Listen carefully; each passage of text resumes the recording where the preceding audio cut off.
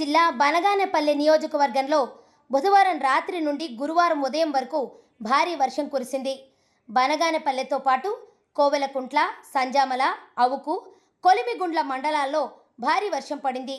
భారీ వర్షానికి సంజామల వద్ద పాలేరు వాగు ఉప్పొంగి ప్రవహిస్తోంది. ఈ వాగులో ఆర్టీసీ బస్సు చిక్కుకుపోయింది.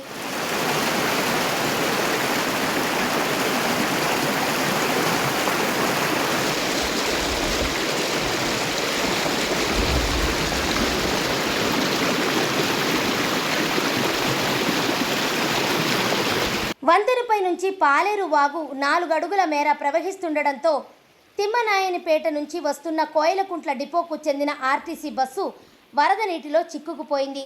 బస్సు వంతెనపై వెళుతుండగా వరద నీటి ప్రవాహానికి వంతెనపై నుంచి పక్కకు ఒరిగిపోయింది.